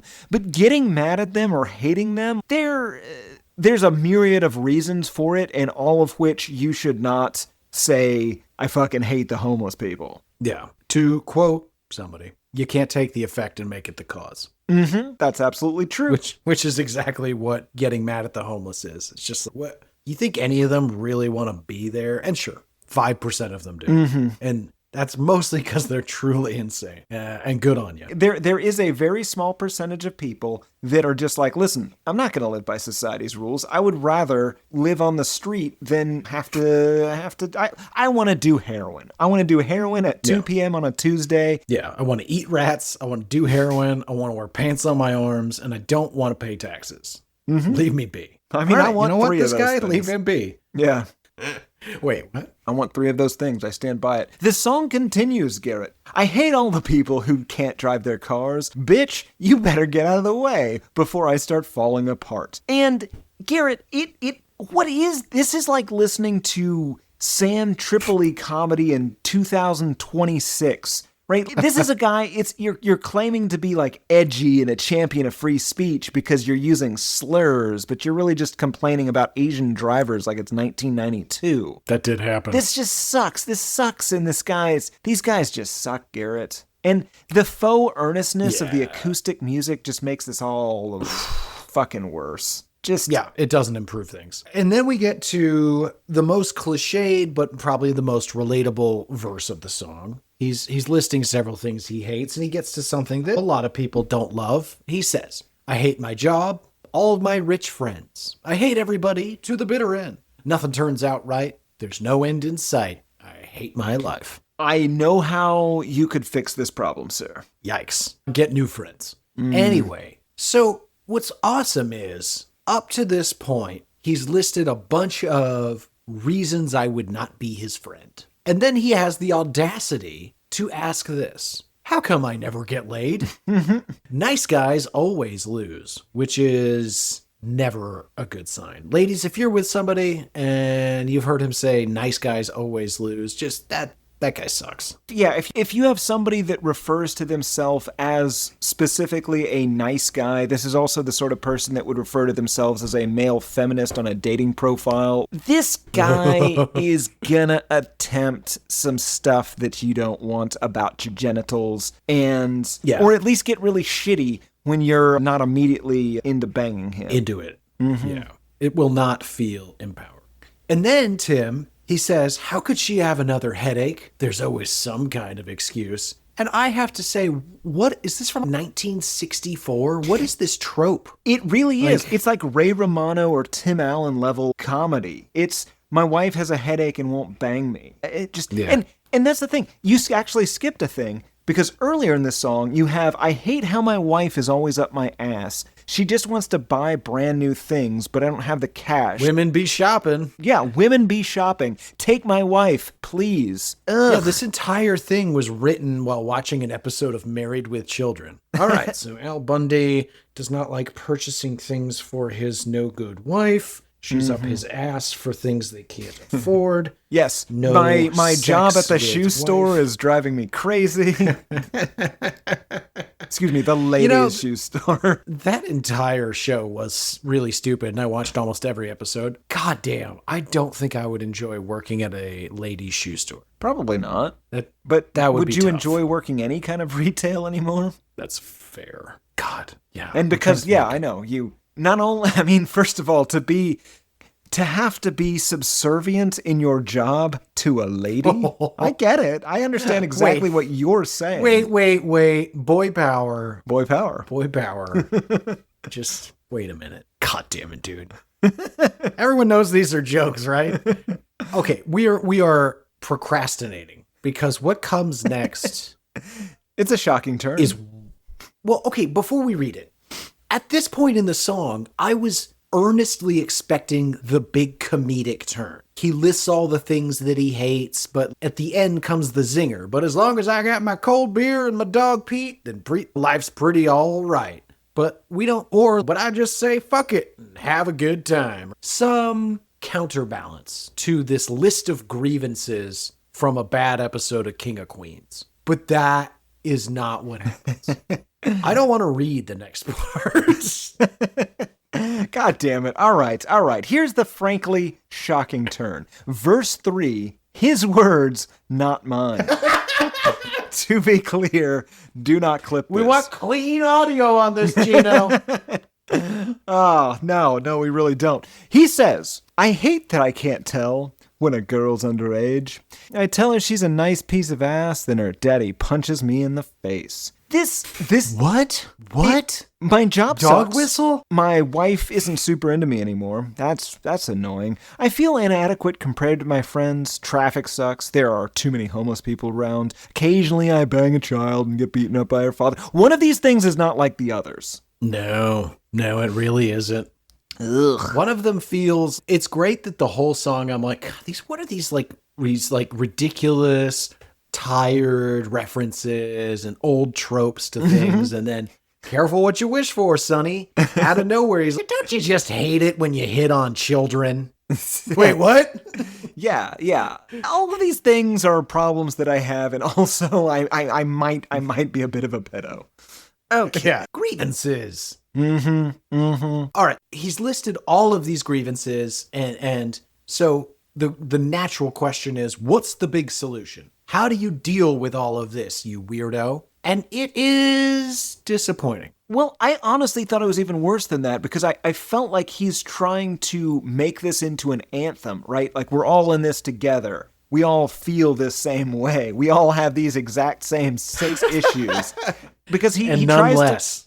Yeah, exactly. He tries to make it into a kind of an anthem, right? So if you're pissed like me, this is what you gotta do. Put your middle fingers up in the air, go on and say, fuck you. To the man who punched you in the face for hitting on his child is okay. I'm sorry. I'm gonna root for that guy. Yeah.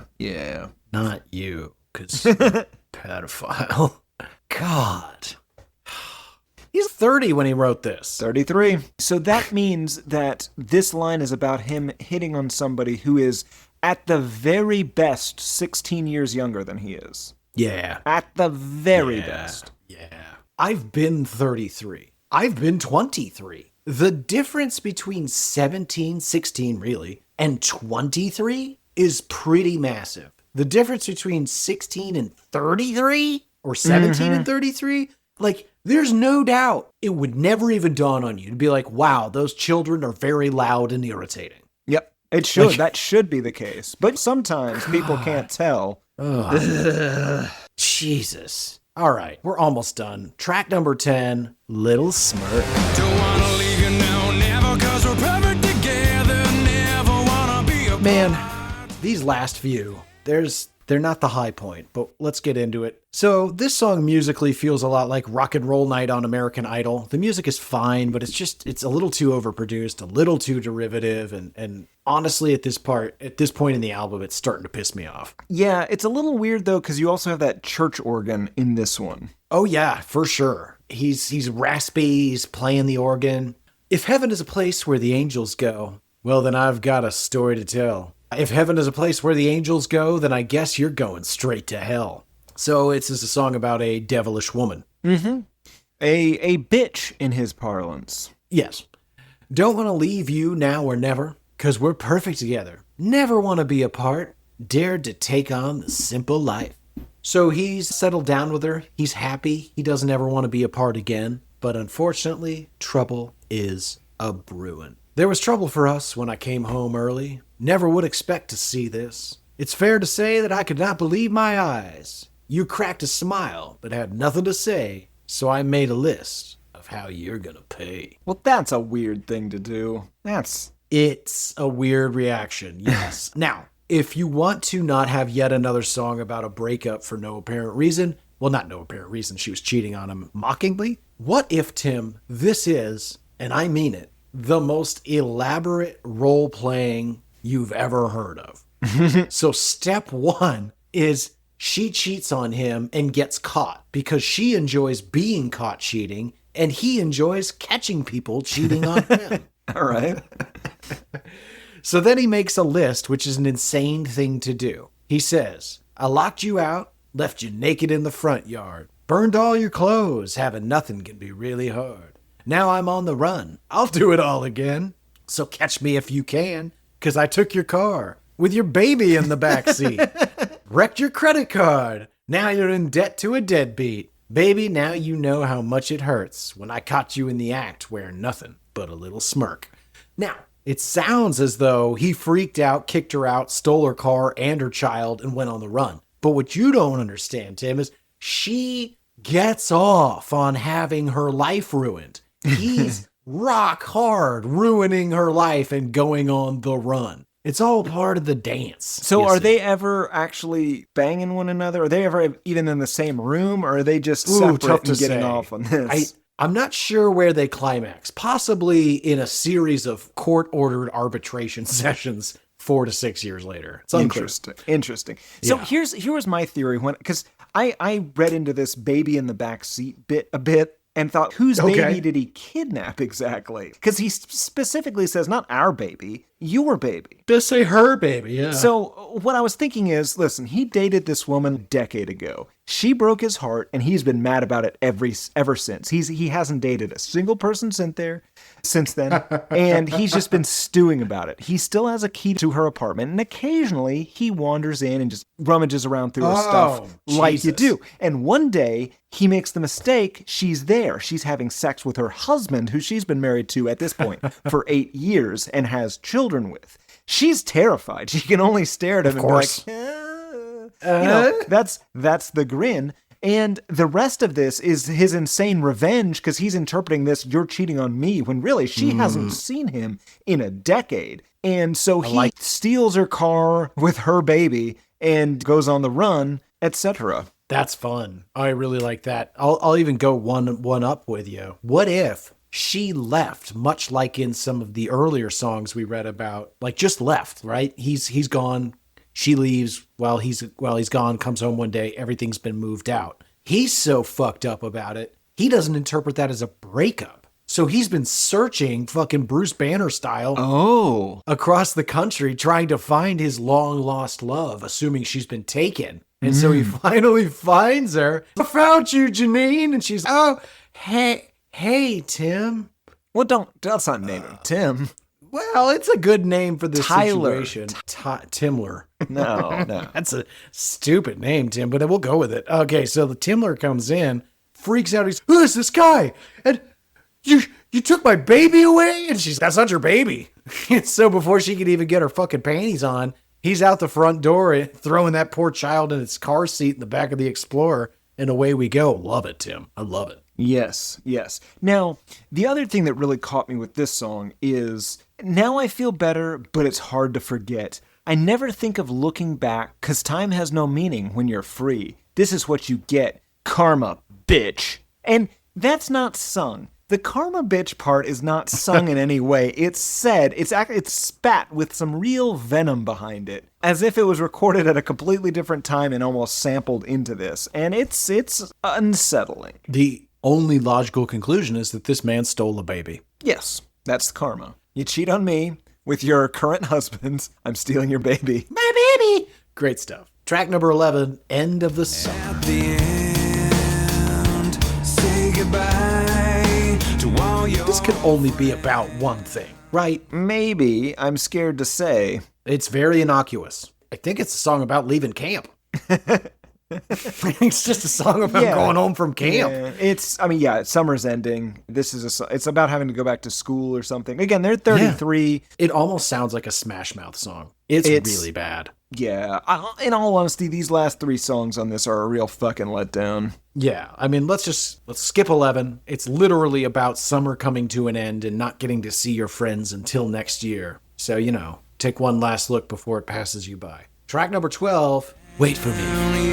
One by one, it feels like forever. So we get a fine acoustic guitar opening before becoming more of the slow butt rock dirge we've come to expect. And Tim, let me take you on a journey. Please. Song begins. You are not alone tonight. Imagine me there, by your side. It's so hard to be here so far away from you. I'm counting the days till I'm finally done. Now, the obvious interpretation is he's on tour or he has to leave for some reason. But, what'd you think it was? I was going to say jail. Oh, yikes. Okay, jail. Could be. Let me give you a slightly different read. What if this gentleman, he's dating this woman, but he has...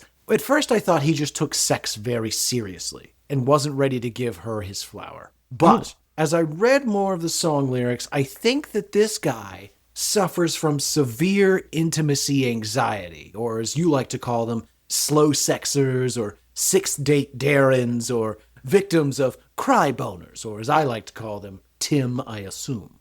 In any event, he has to build up to the act, right? So she's alone tonight. Maybe they're having a saucy conversation on the phone, but no touching. We're not there yet. Song continues.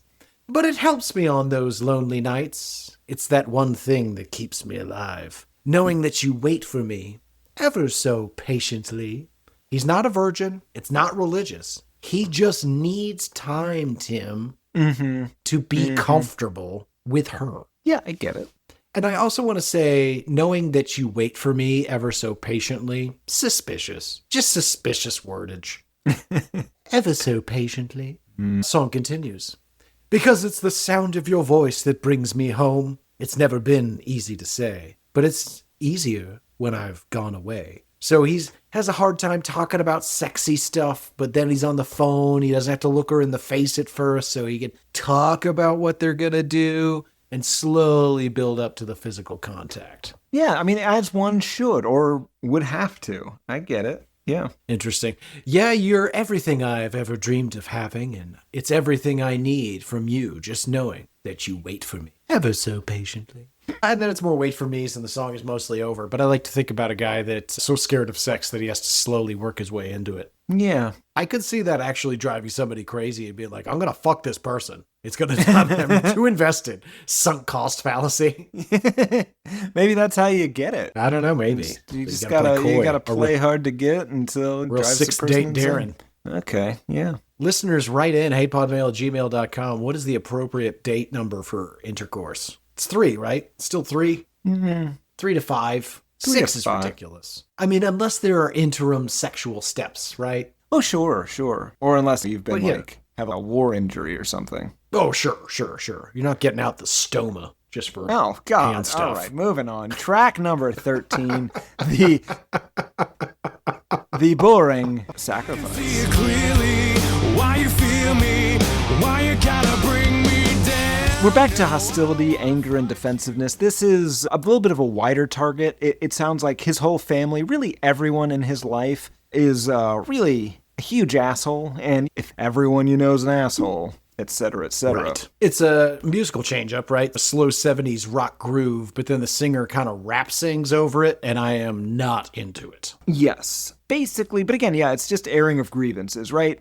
I don't need a reason to be breathing, just here doing what I can. I don't want a family who would damn me and resent everything I am. I don't need to prove to all the ones who feel I need to fit in. No, I won't ever tell you that I failed you. I'd rather start life over again. No, I'm sorry to say there'll be no sacrifice today. He's got this real persecution and or messiah complex. I'm shocked I've never heard this song on Instagram. This has a real, one of those super confident weirdos that's winging around a mop in his Mima's guest bedroom, pretending like he's Donatello from Ninja Turtles, and the caption says, "There'll be no sacrifice, ... today." You know what I'm talking about? Where they're like, don't mess with the pack, or don't mess with the wolf if you don't want the pack, or some alpha. Yeah. I don't know. I've posted these videos. Yeah. Wait, what? You know. Yeah, people are broken. People are super broken. Showing off what I can do, my skills, my ninja skills. Listen, you've got some skills. You can huck a ninja star better than most. Mm-hmm. Right in the eyeball. It's your complete lack of hesitation that makes you so deadly. Yeah. It's never once considering if it's a real target. They're just jelly, though, Garrett. No, I can see it clearly, why you fear me, why you gotta bring me down. No, I don't want to fight you just to spite you, but I'm not afraid to take you out. No, I'm sorry to say there'll be no sacrifice today. It would be a sacrifice for me to allow you to fight me. Mm-hmm. What? Yeah, because I know risk control and such. Aikido. Risk control. Mm-hmm. Oh, man. Somebody say Aikido? No, Steven. No. You know what really made me very sad? I watched last week tonight, the John Oliver show. So it was last week or the week before, he had this bit about how he hoped that Donald Trump would get his shoelaces caught in an escalator. Fuck you, buddy. It's nothing but gears and razor blades in there. Yeah, that's your bit, isn't it? This is still my your bit. Yeah, he's still your bit. Everybody expects me to break, but I'll never break down again. Everybody expects me to give up, but you'll never see me giving in. Everybody wants me to lose, but I'll never lose who I am. I hate the everybody expects me part. That's stupid. Yeah, he literally says specs me. Mm-hmm. Yeah, he's a selfish monster, and I hate him. Yep. Tim, how'd this album do? Really, really well. While this only hit number 26 on the US Billboard 200, it made it to number 2 on the Canadian Billboard, but it is certified double platinum in both Canada and the US, the latter of which it was certified in 2021. So it's been selling for 15 years. And it sold at least, again, 2 million copies in the US. None of that sounds amazing, but it was released in 2008, which was well into the period when no one was buying music anymore, and certainly not butt rock. I looked up the top-selling albums of these years.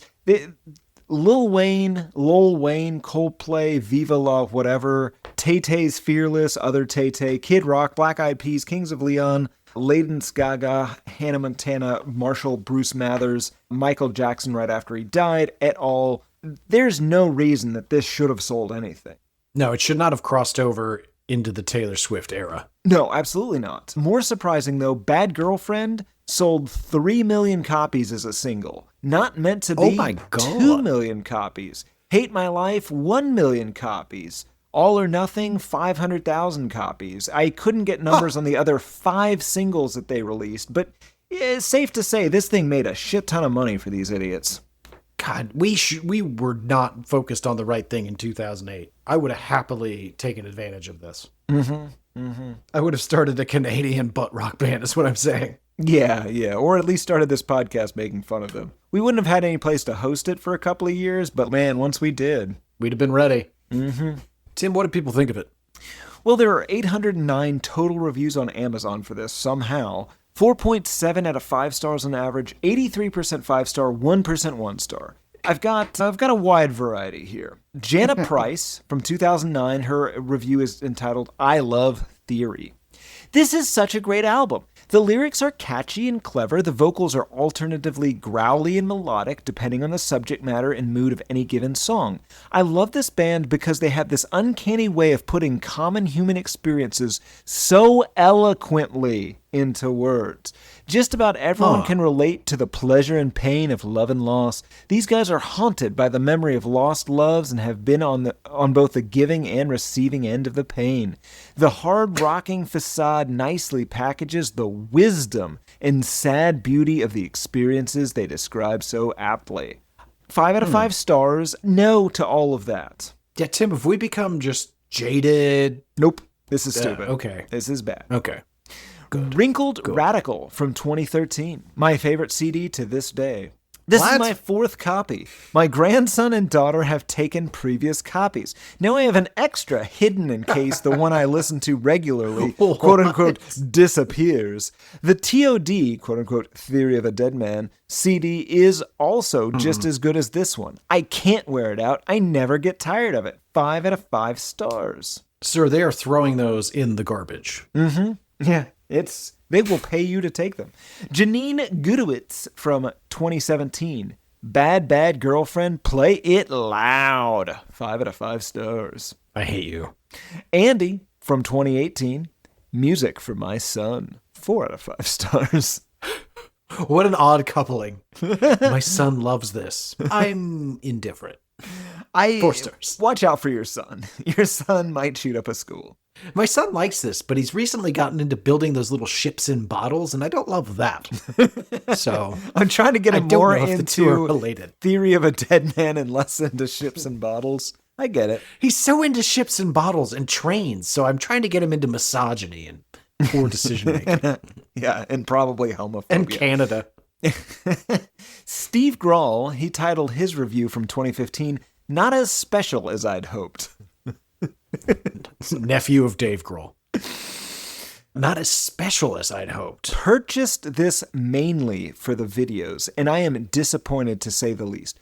Be aware that the video for Bad Girlfriend is exactly the same as the one you'll find almost anywhere on the video streaming sites. No swearing, no nudity. If I'm shelling out $18 for a quote-unquote special edition, gentlemen, please make sure it's special. 3 out of 5 stars from a guy who doesn't know about internet pornography or internet swearing.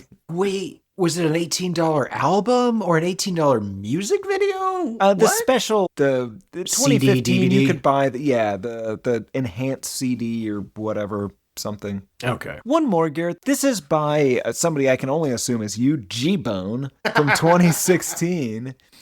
Me. To me, Toadma, Toadma, is funny. I don't know if they really hate women, but it makes me laugh due to their creativity. If you're angry, it's a good group to listen to. 5 out of 5 stars from a man, G-Bone, who's in some sort of boy group and hates women. Boy power. Boy power. I was at the bank the other day. No more. There's a woman. Yeah, we know. Who's this for? Incels and assholes, mainly. Guys who have been wronged by bitches. Mm-hmm. And probably teenagers in 2008. Yeah, this is for people who are young enough to not have absolutely no experience with women. This is what somebody has made to give them the wrong impression of what that's going to be like. That and pornography, they're off to a great start. Ugh. That brings us to final thoughts, Tim. What have we not said? I learned this week that I have been spelling the word souvenirs wrong my entire life. I haven't. All right. I'm not sure that I've written the word souvenir prior to this week. I don't know that I've written the word souvenir more than twice ever. But you worked at that souvenir shop. Yeah. Guess you just never had to write it down. Rarely had to. Yeah, not a lot of correspondence at the souvenir shop. It was also called Matty B's Googly-Eyed Clams. So if we referenced anything, reference our various googly-eyed clams. And quahogs. The quahogs did not have googly eyes. Anyway, let's ask the goddamn question. We've been all the way through, Tim. I'm very curious, and don't just be glib, okay? Think about it. Do you hate this album? Yes. Yes, I do. And I'm not being glib, Garrett. I've thought about it for nigh on 2 weeks. This sucks. This album sucks. The hate continues. Garrett, listen, I know that you relate to it. I know that this is music they play at your meetings. I know that this is My meetings. This gets to your ethos. Welcome to this chapter's meeting of Boy Power International. Garrett, are you going to lie to me and say that you hate this album? Or are you going to admit to all of us that you, in fact, are a big fan? Well, listen, you've really put me in a difficult position where there's no good answer. I'm not sure I hate it. Okay, come on. It's really bad. I don't was enjoy it Hate it. My but Life that made you like it so much, or Little Smirk? Not Little Smirk. Which of these songs? It's the hobo talk, I bet. God. No, it's okay. Honestly, it's so much more listenable than a lot of music. Absolutely. But I do hate it. Yeah, man, I think there's enough, and I think there's enough truly immature, lazy writing. Yeah. That I hate it. Yeah. Yeah. Okay. And that's how we do it, folks. We go all the way through it. We get into the nitty gritty. We dissect the meaning both there and hidden until we decide whether or not we hate it. And we've done that. So now it's time to go. But before we do, we ask you rate, review, subscribe, follow, subscribe other people, subscribe your family, buy new phones and just subscribe. I don't know. Join our Patreon. If you give us enough money, Tim says we're going to get naked. That's fine, I guess, but you'll never find it. We'll be in water, so it won't be weird. Find us on Instagram. That's HeyPod. Twitter's Elm HeyPod. I'm GRV Tweets. Tim's not on the internet, and there's a reason. Please rate, review, subscribe, reach out to us, write us some goddamn emails. We've had so many great emails, and then they just dropped off out of nowhere, maybe because we never reply or whatever, but write us an email, hatePodMail@gmail.com. We'll read it on the show, and if it's funny, we'll read it twice. What else is there? Watch 1998's Godzilla. If you've never seen the cartoon Scavenger's Reign, that's pretty good too, while we're just listing things they should do.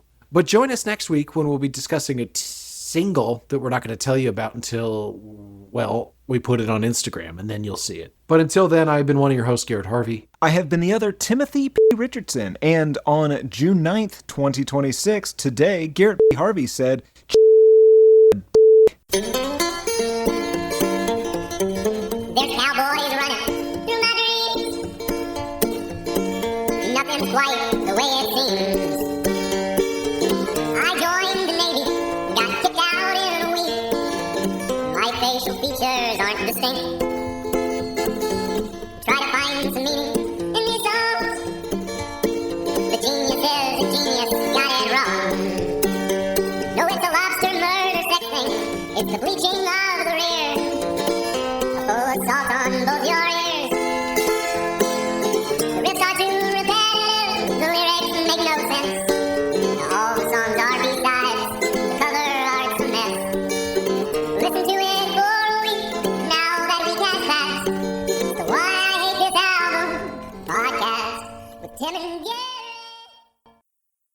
Boy power. Boy power.